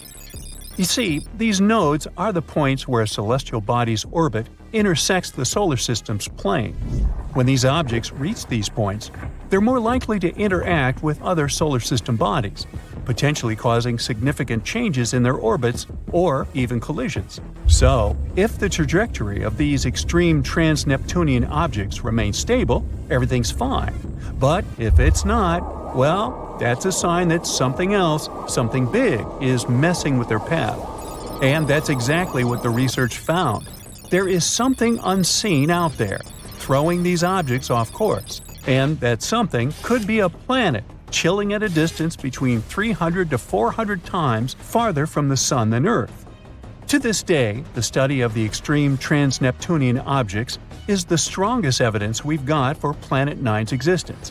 And if you're still not convinced by this theory, know that strange motions like these have led to planetary discoveries before. Neptune, for instance, was spotted because Uranus's motion didn't quite agree with the predictions of Newtonian gravity. But the deflection of its orbit could be explained if it was caused by a pull of an undiscovered planet.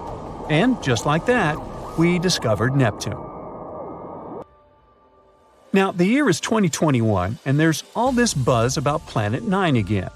After correcting some old guesses, studies are now leaning towards the idea that this mystery world follows an epic loop around the Sun every 7,000 years. That is massive news, because it means this planet might be closer than we ever thought, making it easier for our telescopes to spot it. The paper also suggests there is a whopping 99% chance that the funky orbits of these distant objects are all because of this unseen planet, not just some cosmic coincidence. Now, the odds of this whole situation being a fluke are down to a 1 in 250 chance, which is much better than the 1 in 10,000 chance back in 2016.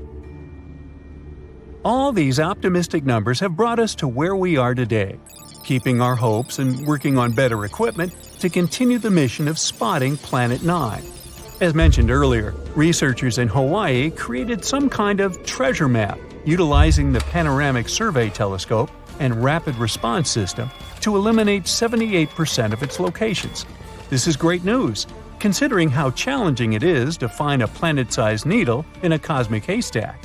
But unfortunately, Planet 9's presence remains a ghost in the dark outer reaches of our solar system. Enthusiasts are still convinced of its existence and believe it is only a matter of time before we celebrate the discovery of Earth's new cosmic cousin. They're putting their hopes on the Vera C. Rubin Observatory, which is currently under construction in Chile and is scheduled to begin science operations in late 2025. Over the course of 10 years, this observatory will scan the entire southern hemisphere sky every few nights with a 27-foot, fast-moving telescope equipped with the largest digital camera in the world. The idea is to catalog everything in the solar system, reaching out to and beyond Neptune, and tracking the movements of millions of celestial objects, including space junk, asteroids, comets, and stars. If Planet 9 is indeed out there, this next-generation telescope could be the one to find it. The existence of this mysterious planet is far from being universally accepted in the scientific community.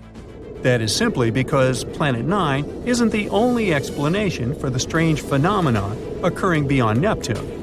One theory suggests that a group of distant objects, such as dwarf planets, comets, and moons, might be collectively influencing the orbits of the extreme trans-Neptunian objects. Others believe that a black hole is behind all this. These compressed masses are some of the densest objects in the universe, potentially capable of affecting the orbits of other masses, like how this supposed ghost Planet 9 is believed to be doing. Another bold perspective suggests that our current understanding of the laws of gravity is flawed, actually incomplete. This theory, known as modified Newtonian dynamics, proposes that these distant icy objects exhibit strange behavior not due to influence from another planet, but rather because the immense gravitational field of the Milky Way is influencing them. However, even supporters of this theory acknowledge that it is too early to draw firm conclusions, and much more extensive research is still required. While we continue our relentless hunt for Planet 9, some astronomers have taken it a step further, suggesting the existence of a hypothetical Planet 10. This world has a mass and size like that of Mars or Earth and is located on the edges of the Kuiper Belt. But the thing is, if this alleged Planet 10 is indeed as small as scientists believe, it might not have enough gravity to clear its orbit of debris. And that is pretty similar to what happens with Pluto, being one of the reasons why it got into trouble back in 2006. So yeah, it's better not to get too excited. This supposed Planet 10 might end up classified as another dwarf planet.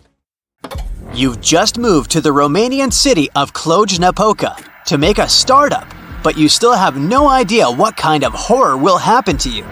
In this city, you meet new people, and they tell you the story of the mysterious Hoia Baciu forest located to the west of the city.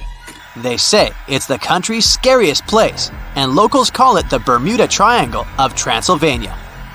After the meeting, you decide to check out of this place.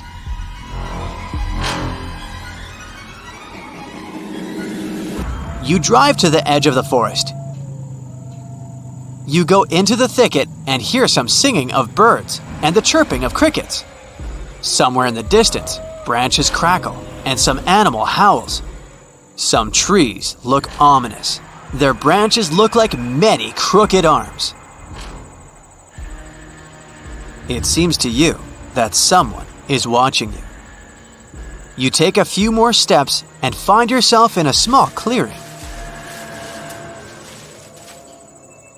This is a perfect circle with grass, but no trees are growing here for some reason. You hear a moan from above. You look up and see a bright light within the trees. It gets brighter and brighter. And you lose consciousness. You're walking through the forest. It's already dark. You're cold, but fortunately, you can see the road ahead and your car. You come home, open the door, and look at the wall clock. This is strange. It's 10 p.m. now. You drove to the forest at 5 p.m., then took a little walk in the woods. Where did a few hours go? Then you notice something weird. There are strange red spots on your left hand. Are these burns or some rash?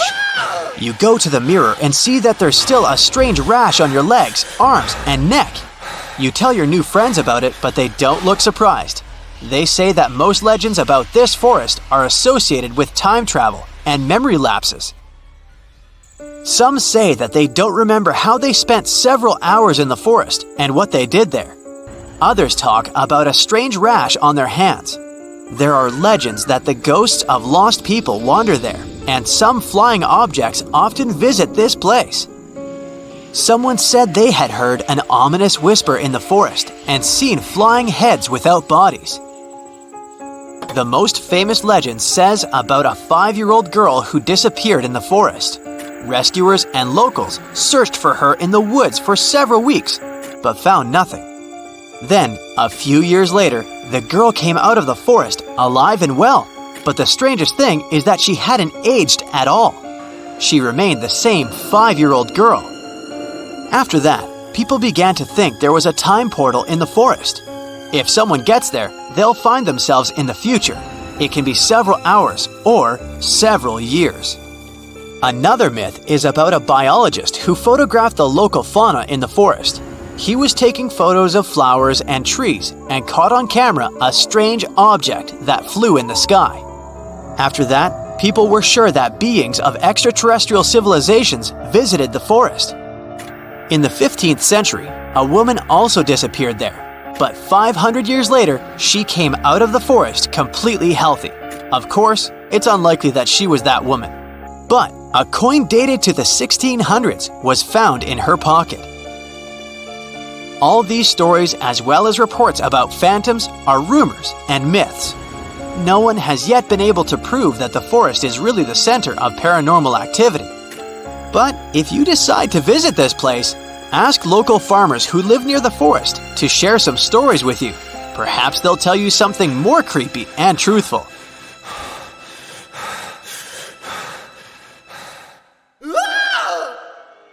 But this forest is really scary. You may feel anxious and inexplicable panic. There are many videos on the internet where tourists and travelers visited this forest and talked about unpleasant excitement and strange sounds. Also, you can see something strange in the woods at any moment with your own eyes. This is a round clearing where, for some reason, trees don't grow. There's grass and plants here. The soil here is the same as in the rest of the forest. Scientists took an analysis of the ground to check this. It's still unknown why there's no trees. Some trees in the forest have a strange curved shape. It's unclear what made them grow this way, but they look creepy. You can take a walk in the forest and check how true the legends about it are. But don't be afraid, you won't be alone. The Hoia Baciu Forest is one of Romania's most popular tourist destinations. Every year, thousands of fans of mystical riddles come here to test their nerves. But even if you don't find anything mystical in the forest, you will definitely enjoy the city. Externally, it's a beautiful city with cozy European architecture. But go inside the buildings and you'll see modern stylish bars and cafes. This place also attracts many IT specialists. You've probably heard of forests where some guy decorated all the trees with sinister dolls. But all this will seem like fun toys compared to what one guy found in County Park in Huntington, New York. He was walking in the forest and came to a small clearing. There, many trees had attached photos with images of people who were missing, just a person's face with his name, date, and place of disappearance. The guy recorded this place on video and posted it on the internet. The video became popular on Reddit. Its users discovered that all these people from photos went missing in different states. None of them were found alive. After such a terrible walk, the guy called the police. Soon, they found out that one local hung these photos on trees during a Halloween party. At the request of the police, he removed all the pictures. The case was closed. Imagine, you're lost in the woods. You've been walking in the forest for several hours. You tie your scarf to a tree branch and walk further along the narrow path. Half an hour later, you come to the tree with the scarf. You've never turned left or right. But why are you walking in circles then? The answer is a round forest. There's nothing mystical here, but it still attracts the attention of many tourists. The forest grows in the south of Japan. If you look at it from a bird's eye view, you'll see that trees grow in a circle, forming several layers. The closer to the center of this circle, the closer the trees are placed to each other. It resembles mysterious circular patterns in fields worldwide, but there's nothing fantastic here. No spaceships from another planet, and no natural anomaly made this, but people. In 1973, people planted trees in the shape of 10 concentric circles. It was an experiment that showed how cedars would grow in such unusual conditions. The trees began to grow in a convex shape, symmetrically fanning out. This proved that the size of the gaps between the trees affects their growth. Initially, according to the plan, people had to cut down trees.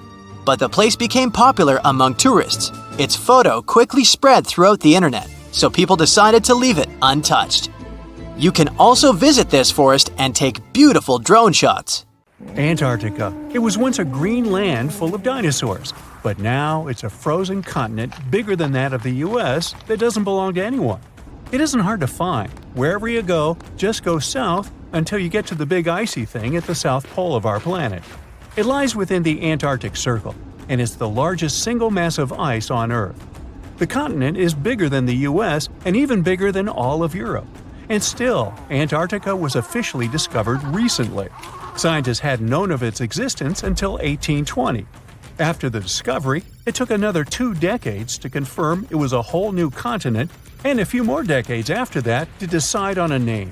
In Antarctica, anti means the opposite. So, Antarctica literally means the opposite of the Arctic. Now, even before scientists discovered the land, ancient Greeks already theorized that there must be a southern continent to balance out the Arctic in the north. Also, some scientists who studied Polynesian artwork and oral history believe that Polynesians found the continent over a millennia before the Europeans did. Anyways, today we all know of this icy land at the South Pole. Because of its location, there are just 2 seasons there, summer and winter, and both last 6 months. In summer, it's a bit warmer, and the continent exists in pure daylight. And in winter, it's dark all day long. 98% of Antarctica is ice. This continent alone stores 60% of the planet's fresh water. And yet, despite all those water reserves, Antarctica is the biggest desert in the world. By definition, a desert is an area with sparse vegetation and little snow or rain. Notice that plenty of sand isn't a necessary condition here, even though the continent does have some sand and even sand dunes. It also gets a lot of wind. Antarctica is the windiest continent on Earth, and wind speeds can reach 200 miles per hour. That's even faster than hurricane winds. The little snow the land gets never melts. It just builds up over time, for centuries and millennia. So there's a thick ice layer there. This makes Antarctica full of hidden secrets. There's a whole new world underneath its ice.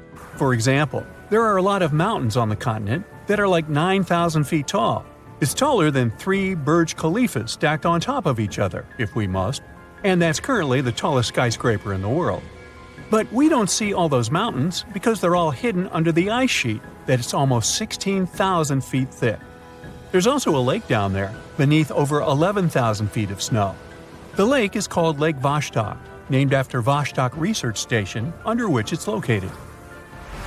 Originally, it was just a hypothesis. Over a century ago, a scientist suggested that the huge pressure created by tons of ice could decrease the melting point of ice in the lowest layers of the ice sheet, creating liquid water, which could form a lake.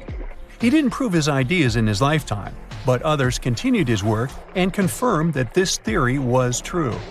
There's also a canyon in Antarctica, hidden underneath huge masses of snow too. It's deeper than the Grand Canyon we have in Arizona. There is a mountain range that divides the continent into 2 parts, East Antarctica and West Antarctica. The western part of the continent is experiencing higher temperatures and is starting to melt. If West Antarctica melts and releases its stored water, it will raise the average global sea level by about 16 feet.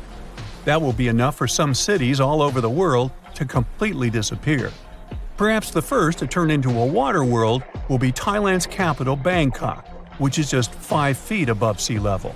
Then it will be Amsterdam in the Netherlands, followed by Ho Chi Minh City in Vietnam, Cardiff in the UK, and New Orleans in the US. People do a lot of work in Antarctica now, residing there for many months at a time to study this mystery of a continent.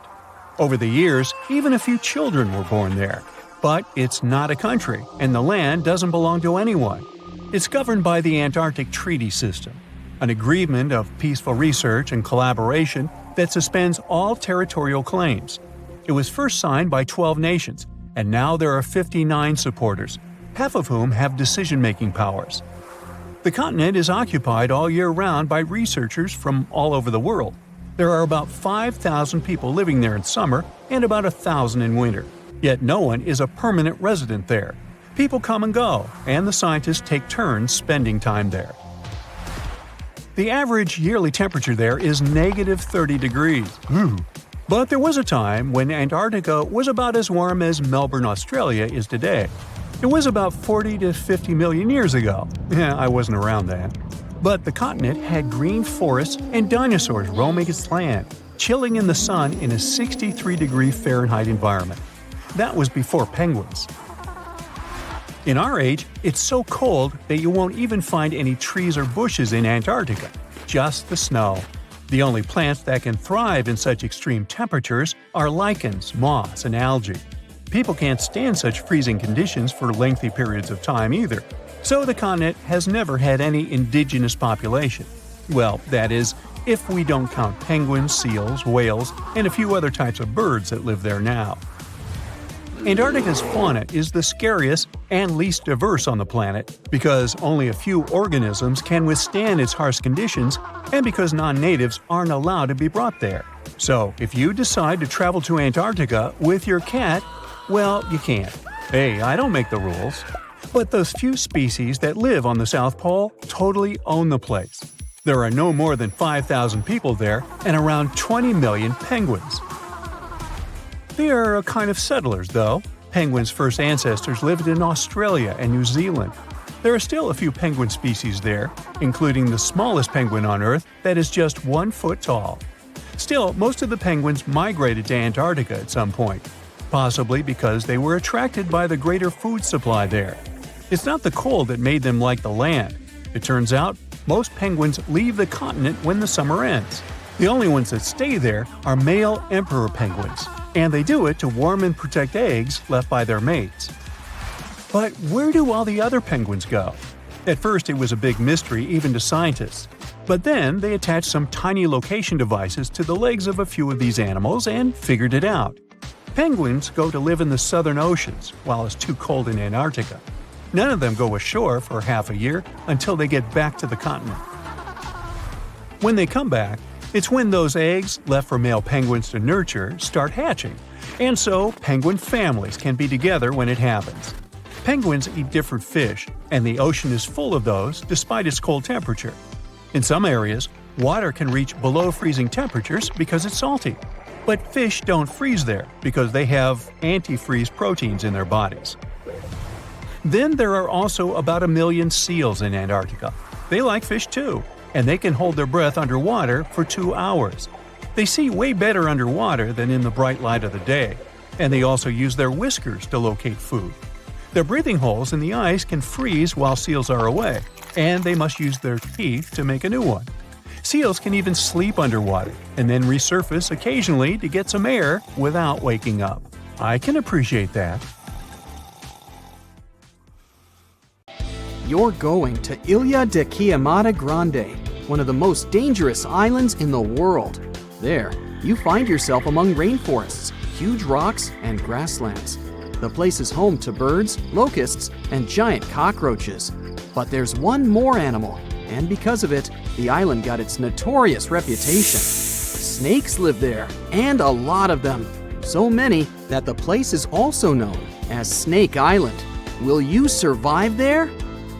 Located just 20 miles away from the coast of Brazil, the island has an area of 43 hectares, or over 100 acres. It probably got cut off from the mainland after the last ice age. The snakes were also separated from most other animal species. They didn't have competitors and had an unlimited source of food. In such a small area, there are up to 4,000 snakes. That's one snake for every 10 square feet.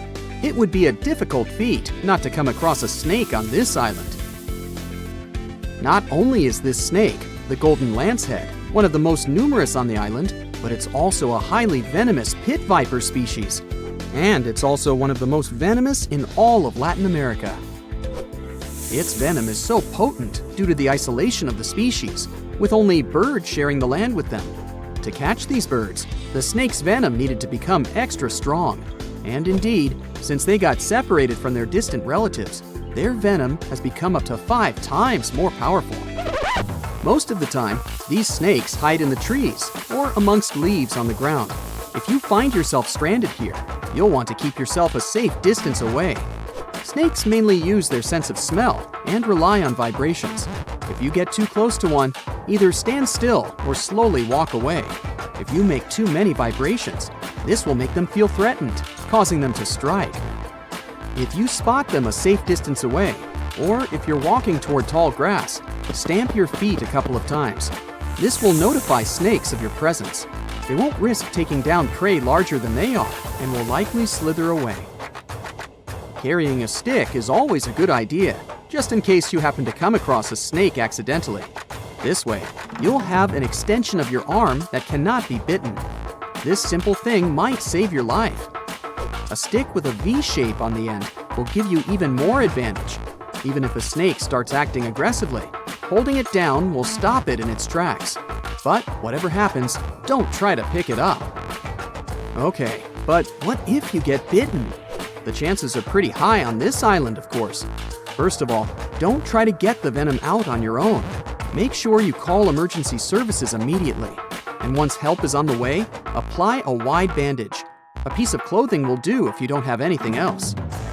Don't try to chase the snake trying to identify the species. Emergency services know how to figure out what venom it is. Now, just keep calm and wait for help. You might be wondering who you can call on this abandoned island. Well, since it's strictly prohibited to visit this place, there are signs advising to stay away all over the island, along with a number you can call if you run into trouble.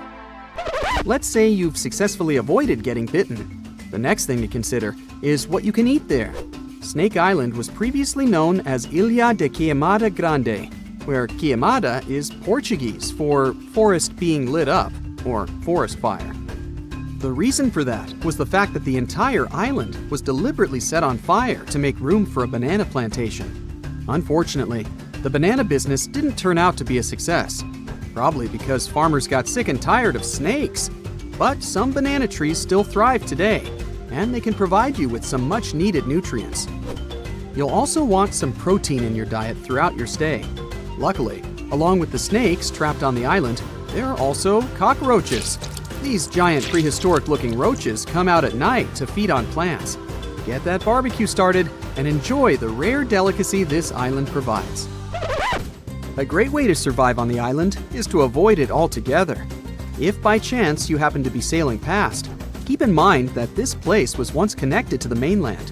Rocks beneath the waves are very likely to damage the bottom of your boat if you get too close. Make sure you keep an appropriate distance when traveling past. Sure, this island is intriguing, but please remember that no matter how close you get to it, you won't be able to see snakes from the boat. You can only see these creatures if you get close enough, which you really shouldn't do. And it's not only reptiles that make this location dangerous. Pirates visit the island quite often. Not the sea shanty singing peg-legged arr pirates, but bio-pirates who come there to capture the very thing that makes it so dangerous. They come there for snakes, to catch them and sell them illegally. Since the island got cut off around 11,000 years ago, the golden lancehead has evolved within its own unique habitat. So, although there are many reptiles on this island, they're still an endangered species. Due to their limited numbers, their value is very high, reaching up to $30,000 on illegal markets, which gives biopirates the motivation to catch them. I can think of better ways to make a living. Anyway, let's say you've got all the resources necessary to survive in one of the most dangerous places on Earth. Do you think you would manage this feat? Perhaps you think it's impossible. You'd be surprised at how possible it can be, if you know what you're doing. It turns out many have visited this scary place before. Research teams often come there. They study the golden lancehead snake, its environment, and its food sources for conservation purposes. But scientists always make sure there's a doctor on the team. There's also a lighthouse on Snake Island. It had been operated by people until the 1920s. Then it became automated. One guess why. Brazilian authorities visit the lighthouse once a year to make sure it's still functional. Locals on the mainland know the reputation of the island, so the stories of people going missing are minimal. But one group of fishers once got too close to the island. As they were sailing along their normal route, they accidentally neared the shore. Their boat hit a rock under the waves and began filling with water. As the boat was quickly sinking, the men had only two options: to try to survive in the rough sea or swim to the shores of Snake Island. It was a hard choice to make. After all, they had heard the stories, and it wasn't just about snakes. Rumor had it that the island was cursed. Regardless of the stories, the fishers chose to take their chances with Snake Island. After making it to the shore, they tried to be careful. Their knowledge of the island could help them survive. Most importantly, they knew to avoid the rainforest at all costs. As the men got hungry, they carefully walked along the edge of the forest, warily collecting bananas. They were mostly sitting, waiting, and conserving their energy. They could only drink water when it rained. It was just enough to sustain them. They slept on the beach, unprotected from the elements and weather. And all the time, they were so close to the comfort of the lighthouse or caves. They were probably overly cautious, but it was either enduring some discomfort or risking their lives for a dry bed. They didn't yield to the temptation. They managed to survive for 3 days without being bitten by a snake. After that, a passing boat finally rescued them. So, now you know anything is possible.